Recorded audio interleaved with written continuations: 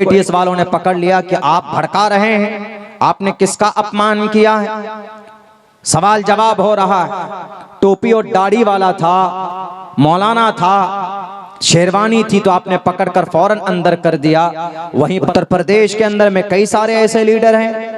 अस्सलाम वालेकुम प्यार दोस्तों, कैसे हैं? उम्मीद करता हूँ खैरियत होंगे। दोस्तों आज की इस वीडियो में हम लेकर हाजिर हुए हैं मौलाना अब्दुल्लाह सालिम चतरवदी साहब का ज़बरदस्त बयान। प्यार दोस्तों आज का बयान है मौलाना साहब सबको कैसे जेल भेजते हैं। दोस्तों बहुत ही ज़बरदस्त बयान है, इस बयान को आखिर तक ज़रूर सुने। जो हिंदू मुस्लिम को लड़ाने के लिए बातें करते हैं, सोशल मीडिया में सैकड़ों वीडियोस मौजूद हैं, आप देखेंगे तो आपको पता चलेगा कि अनाप शनाप माइनॉरिटीज के खिलाफ गाली बकते हैं। किसी को एटीएस वालों ने पकड़कर अंदर नहीं किया।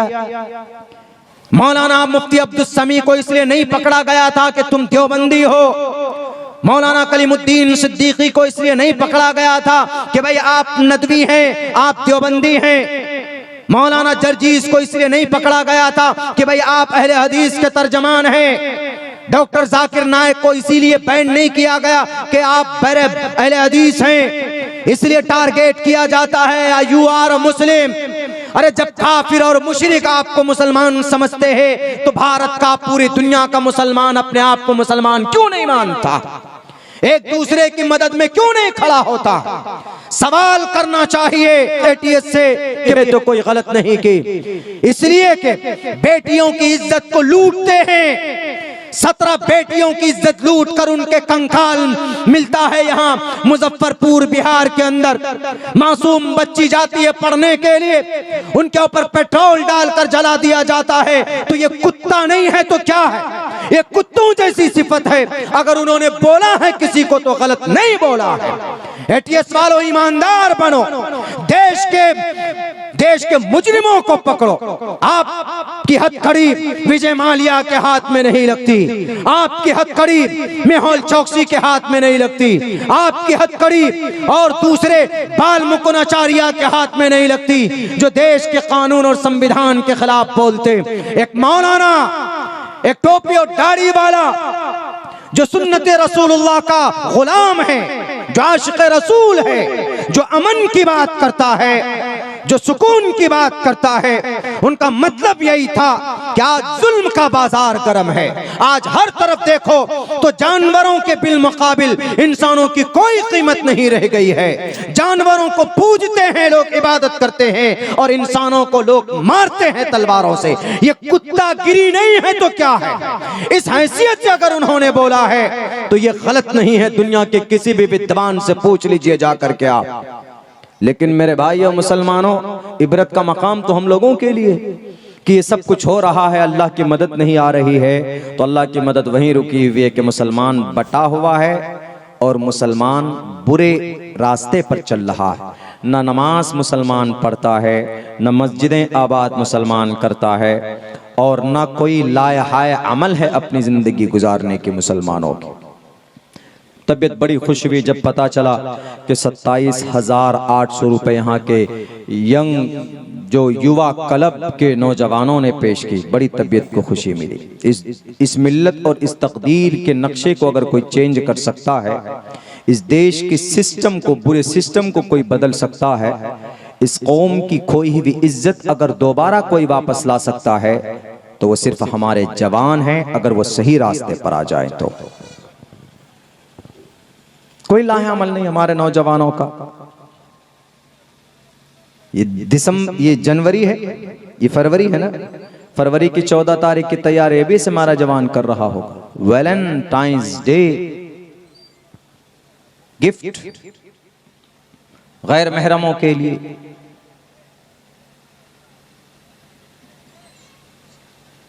शरीयत के खिलाफ काम करने में हमारे कुछ नौजवान आगे रहते हैं। जुल्म के खिलाफ बोलना सीखो और अपने अल्लाह जिससे राजी हो वो काम करो। 24 घंटा वो काम करो, कहीं पर जुल्म होता है तो उसके खिलाफ बोलो। डरो मत कि नहीं जनाब कुर्सी इख्तिदार पर बैठा हुआ एक बड़ा अहंकारी इंसान है, किसी की उसको नहीं सुनता है, फौरन हाथ में डालकर जेल में डाल देता है। कोई बात नहीं, हर हिटलर का खात्मा होता है, हर जालिम का अंत होता है और बुरे तौर पर होता है। फिरौन से बड़े हैं, कारून से ज्यादा पैसा है इनके पास, नमरूद से बड़ी बादशाहत है पूरी दुनिया में, सद्दात से ज्यादा ताकतवर है, हिटलर से ज्यादा इनके हिटलर, पता है हिटलर इतना जालिम क्यों था? जब वो बोलता था तो बहुत तेज बोलता था, सामने वाला जो भी रहता था एकदम बिल्कुल खून गर्म, आओ मैदान में लड़ो। वो हिटलर, पता मौत कहाँ थी उसकी मौत हुई थी बैतुल खला में, शौचालय में मरा था वो, उसका सर शीट के अंदर था, जिसपे जो गंदी जगह होती उस जगह पे था वो हिटलर, इंसानों का कातिल। कभी भी ज्यादा दिन तक कुर्सी इख्तिदार पर जालिम लोग नहीं बैठ सकते। इसीलिए मुसलमानों, अल्लाह ने आपको बहुत बेहतरीन शरीयत देकर भेजा है। हम अपने अमल को दुरुस्त कर लेंगे तो इंशाअल्लाह तबारक व तआला ये जो बुरा साया है, जो बुरा वक्त है अभी इस वक्त हम लोगों के लिए, ये कम से कम टल जाएगा आने वाले ज़माने में। लेकिन हमको अपना अमल सुधारना होगा। ज़हरल फसाद फिल बर्रि वल बहरि बिमा कसबत ऐदिन नास, इंसानों के बुरे आमाल की वजह से, बुरे करतूत की वजह से इस तरह का काम होता। और हमारे हिंदुस्तान के अंदर हिंदू भाई, एक बात बताना चाहता हूँ, हमारे हिंदू भाई बहुत सीधे साधे, लेकिन कुछ लोग उनमें ऐसे हैं ना वो शास्त्र को ना मानते, न शास्त्र को ना मानते, न संविधान को मानते। कैसे? जैसे अभी राम लल्ला का क्या हुआ, वो क्या बोलते हैं उसको, प्राण प्रतिष्ठा। प्राण प्रतिष्ठा हुआ। प्राण प्रतिष्ठा का मतलब जब होता है जब मंदिर बनकर तैयार हो जाए, पूरा एकदम, कहीं कोई जगह वो ना हो। अगर अधूरे मंदिर में अगर प्राण प्रतिष्ठा करेंगे तो बकौले शंकराचार्य, चारी शंकराचार्य हैं, उस मूर्ति की प्राण प्रतिष्ठा नहीं हो सकती। प्राण प्रतिष्ठा का मतलब रूह को, आत्मा को मूर्ति में डालना, प्राण प्रतिष्ठा का यही मतलब होता है। तो जिंदा होना चाहिए। तो बाबरी मस्जिद में राम लल्ला क्यों नहीं जिंदा हुए? प्राण प्रतिष्ठा हो गया तो जिंदा नहीं है। खैर चलिए, एक बात समझ में आती है, बॉडी में जान कौन डालता है? ईश्वर डालता है, अल्लाह डालता है। हमारा कुरान में है, हजरत आदम को जब अल्लाह ने बनाया, फैदा सब्बैतुहु व नफख्तु फीहि मिन रूही फक़ऊ लहु साजिदीन, जब अल्लाह कहा जाता है कि हजरत आदम को, कुरान में है कि अल्लाह ने अपने हाथों से बनाया उनके जिस्म को, व नफख्तु फीहि मिन रूही, और अल्लाह ने अपनी जान डाली, व नफख्तु फीहि मिन रूही फक़ऊ लहु साजिदीन, उन्होंने फिर सजदे किए। ये बात समझ में आती, चूंकि अल्लाह है, इंसान को जिंदा कर सकता है, इंसान को रूह दे सकता है और रूह निकाल भी सकता है। लेकिन यहाँ मामला उल्टा हो गया। यहाँ तो खुदा के बॉडी में जान डाले कौन? मोदी जी, जो इंसान है, इंसान जान डाल रहे। चलिए वो भी नहीं, कम से कम शंकराचार्य तो होना चाहिए, पुरोहित तो होना चाहिए। नहीं, एक मोदी जी जिनको 10-15 श्लोक याद नहीं होगा, मेरे ख्याल से जिनको पूरी गायत्री मंत्र तो याद ही होगा, वो तो सबको याद रहता है, लेकिन और कोई उनको शिव मंत्र याद नहीं होगा। ओम करुणावतारम कर्पूर गौरम करुणावतारम संसार सारम भुजगेंद्रहारम, ये पढ़ा जाता है। जिनको वो नहीं, वो प्राण प्रतिष्ठा कर रहे हैं। प्राण प्रतिष्ठा के लिए हम लोग अगर मस्जिद की शुरुआत करते हैं, मस्जिद की इफ्तिताह होती है, तो पता है क्या करते हैं? किसी अल्लाह के बुजुर्ग को बुलाते हैं, अल्लाह के वली को बुलाते हैं, नेक इंसान को बुलाते हैं, आलिम दीन को बुलाते हैं। आइए, हिंदू भाइयों में आलिम दीन कौन है? उनका जो होता है शंकराचार्य होता है, पुरोहित जिनको बोलते हैं वो होता है, जो शास्त्र को जानता है, एक एक मंत्र को जानता है। कैसे भाई प्राण प्रतिष्ठा होना चाहिए। यहाँ तो ये इतने बड़े बने कि वो तस्वीरों में मशहूर हो रहा है ना, मोदी जी इतने बड़े हैं और राम लल्ला जी के हाथ पकड़कर घुमा रहे, चलो जरा सैर करके आओ। अपने आप को बड़ा करने की कोशिश की। नहीं हो सकते मोदी जी आप, मर्यादा पुरुषोत्तम श्री रामचंद्र जी के कौल और फ़ैल के मुताबिक आपकी जिंदगी नहीं हो सकती। वो बड़े महान इंसान थे, मर्यादा पुरुषोत्तम। उनकी तारीख अगर बयान की जाए तो बहुत अच्छी बातें उनकी जिंदगी के अंदर मिलती है, जिनको आज नेस्त नाबूद कर दिया। इसीलिए ना तो प्राण प्रतिष्ठा के लिए एक मंत्र पढ़ा जाता है, हरि ओम महमनो ज्योतिर्जुखता माजस, आखिर तक है, मुझे पूरा याद नहीं होता है, नहीं हुआ। ये मंत्र पढ़ा जाता है। ये मंत्र उस दिन नहीं पढ़ा गया, किसी भी मूर्ति की प्राण प्रतिष्ठा करना हो, 5 मूर्ति की प्राण प्रतिष्ठा होती, 5 ही मूर्ति के अंदर प्राण डाल सकते हैं और 5 ही मूर्ति की प्राण डालने के लिए मंत्र है, छठी मूर्ति की नहीं है। 5 मूर्ति है, एक गणेश जी की मूर्ति है, शिव जी की मूर्ति, विष्णु की मूर्ति है, सूर्य की मूर्ति है, देवी की मूर्ति। ये 5 मूर्ति में जान डालना हो तो ये मंत्र पढ़ा जाता है। छठी किसी की मूर्ति में अगर जान डालना हो तो मंत्र नहीं है और नहीं डाला जा सकता। उनमें से श्री रामचंद्र जी की मूर्ति है ही नहीं। तो इससे यह पता चलता है कि श्री रामचंद्र जी की मूर्ति की पूजा नहीं की जा सकती, उनकी भक्ति नहीं की जा सकती। क्यों? क्योंकि वो खुद ही मर्यादा पुरुषोत्तम थे, वो खुद ईश्वर को मानते थे। सत्यवती राम रामाय नमः। सीता को पकड़ कर लाया गया, सीता झुकने लगी रामचंद्र जी के कदम को पकड़कर, तो उन्होंने कहा कि नहीं मैडम मोहतरमा, मेरे कदम को मत छूइए। सत्यवती राम रामाय नमः, राम की खुदा को झुको, यानी मेरे खुदा के सामने झुको, मेरे सामने मत झुको। इसीलिए न शास्त्र को मान रहे हैं कुछ लोग, न भारत के संविधान को कुछ लोग मान रहे हैं। ये ऐसा जमाना चल पड़ा है कि बड़े ही आश्चर्य की बात है, बड़े ही अफसोस की बात है।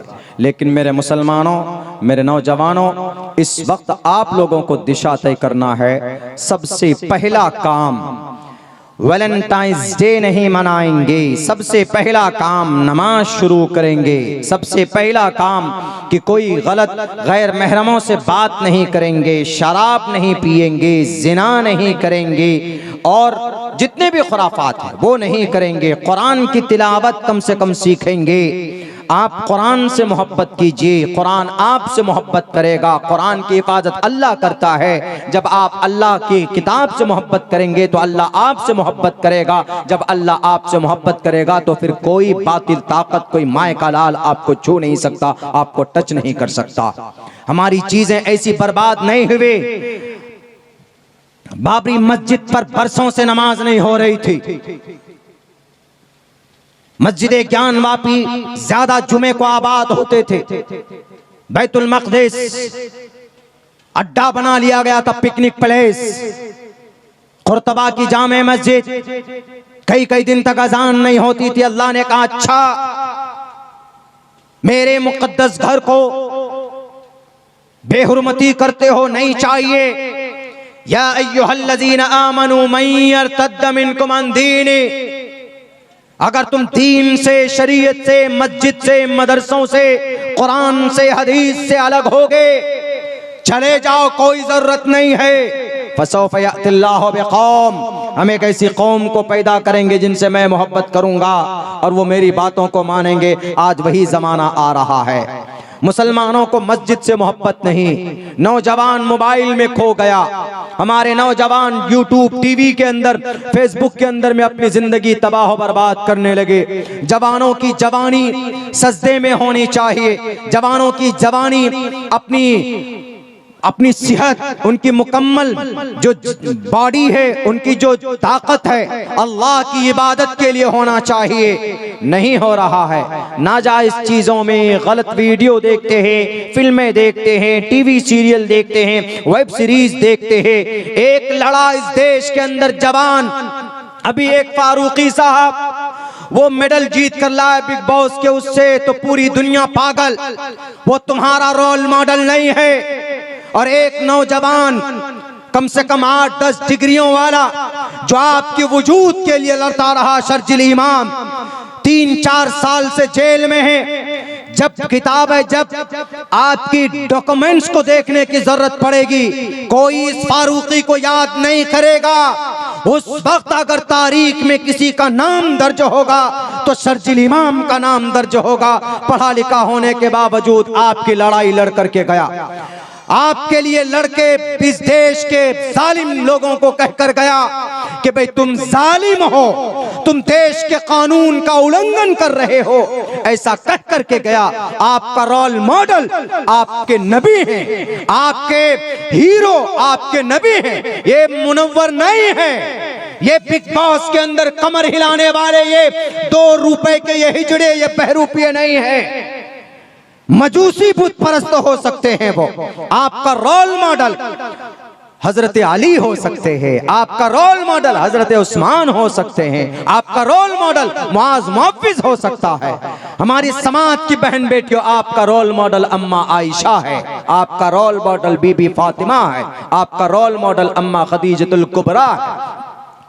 इसीलिए जरूरत है आज इस वक्त कि भाई हम अपनी नस्ल के अंदर दीनी शऊर पैदा करें, और जो हमारी मस्जिदें हैं इन मसाजिद को हम आबाद करेंगे तो इंशाअल्लाह आज भी वही अल्लाह है जो अबरहा को तबाह जिसने किया था, आज भी वही अल्लाह है जिसने फिरौन को गर्क किया था, आज भी वही अल्लाह है जिसने कारून को जमीन में धंसा दिया था। फखसफना बिही व बिदारिहिल अर्ज़। ये क्या है? ये लोग पेशाब करने वाले खड़े होकर, शराब पीने वाले, कोई हैसियत नहीं अल्लाह की नजर में इन लोगों की। इसीलिए आप अल्लाह का हो जाएं तो अल्लाह आपका हो जाएगा इंशाअल्लाह। अच्छा अमल करेंगे हम लोग, अल्लाह आपके जिंदगी के अंदर बरकत दे और अच्छा सोचने अच्छा करने के बहुत बेहतर वो दे। मुझे यकीनन आज मैं बहुत ज़्यादा गमज़दा हूँ मेहमान के ना आने की वजह से, लेकिन उनकी भी मजबूरी रही है। लेकिन आइंदा उन्होंने वादा किया है कि इंशाअल्लाह मैं दारुल वक्फ बारसोई के अंदर मैं हाजिर होऊंगा। हालांकि मैं किसी को अपनी उस पे जिम्मेदारी पे मैं बुलाता नहीं हूँ, मेरी वो आदत ही नहीं रही। पहली बार मैंने अपनी उसमें मैंने कहा कि मैं चूँकि वो मुझे बुलाते हैं, 2-3 मरतबा गया हूँ और अल्लाह ने बड़ी वसअत दी है। वो जवान है, आलिम दीन है, 1300-1400 करोड़ रुपए का टर्न ओवर है उनका एक महीने के अंदर में। उन्होंने 18 मदरसों को गोद लिया हुआ है, मतलब मदरसे का राशन और मदरसे में जितने भी असातिज़ा पढ़ाते हैं उनकी तनख्वाह वो हर महीने में भेजते हैं 18 मदरसों में। तो उन्होंने खुद से कहा था कि मैं सीमांचल में जाना चाहता हूँ, तो उधर इलाके में घूम कर आना चाहता हूँ। वो यहाँ घूमने के लिए आ रहे थे। यहाँ पर उनकी जो नीयत रही होगी, बहुत दिन से कह रहे थे, हमने कहा कि बिल्कुल आइए हमारे सीमांचल में घूमने के लिए। तो तिजारत भी करते हैं, लुटाते भी हैं, अक्सर उलमा उनके यहाँ जाते भी हैं और आलिम दीन है, इज्जत सम्मान करते हैं। नहीं पहुँच सके, हमारी पूरी तरतीब सेट थी, यहाँ तक के लिए उनके लिए अलग से इंतज़ाम भी किया गया था। बाज़ाब्ता मैंने खुद से टिकट बनाकर उनको भेजा और उन्होंने 4 दिन पहले ओके किया कंफर्म कि मौलाना सब चीज़ रेडी है। बल्कि आज फजर की नमाज के बाद उनका खुद से मैसेज आया कि क्या तरतीब रहेगी, आप हैदराबाद से कब चेन्नई पहुंचेंगे, चेन्नई से कितने बजे की फ्लाइट। मैंने कहा कि 9:50 की मेरी डिपार्चर है, मैं एयरपोर्ट लैंड कर जाऊंगा 12:35 पर। मैं 12 ही बजे लैंड कर गया, उनकी 12:50 पे थी। लेकिन जब वो फ्लाइट नहीं वो पहुंची, वो नहीं आए, तो उसके बाद सिचुएशन के बारे में हमको मुकम्मल तौर पर यकीन हो गया कि नहीं पहुंच पाएंगे, क्योंकि सुबह जस्ट डिपार्चर से कुछ ही देर पहले मैसेज आया कि मौलाना मैं वापस जा रहा हूं, ऐसा ऐसा मसला आ गया। तो बहरकैफ इनसे भी बड़े बड़े वाक़यात ऐसे हो जाते हैं कि भाई आदमी की तरतीब बदलनी पड़ती है। तो कोई मसला नहीं है, अल्लाह की कोई मसलियत रही होगी।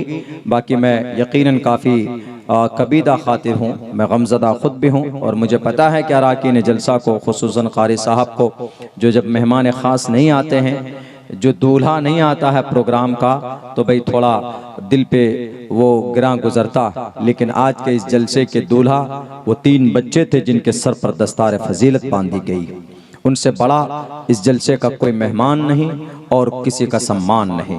अल्लाह से दुआ करता हूँ कि अल्लाह तबारक व तआला कहने सुनने से ज़्यादा अमल की तौफीक दे। भाई मुख्तसरन दुआ हो जाएगी, कोई दुआ कराएंगे, उसके बाद आप लोग यहाँ से जाएँ। बहुत बहुत शुक्रिया, जज़ाकल्लाह। अस्सलामु अलैकुम रहमतुल्लाहि व बरकातुहू। माशाअल्लाह, बहुत ही खूबसूरत अंदाज से बयान फरमा रहे थे मौलाना अब्दुल्लाह सालिम चतरवदी साहब ने। अल्लाह पाक हज़रत की सेहत में बरकत अता फरमाए, आमीन। दोस्तों, हम उम्मीद करते हैं आपको बयान पसंद आए होंगे। अगर आपको बयान पसंद आए हैं तो वीडियो को लाइक और चैनल को भी सब्सक्राइब ज़रूर कर लें। तो दोस्तों, दुआ में याद रखेगा, मिलते हैं किसी नेक्स्ट वीडियो में। जब तक के लिए अस्सलामु अलैकुम, खुदा हाफिज़।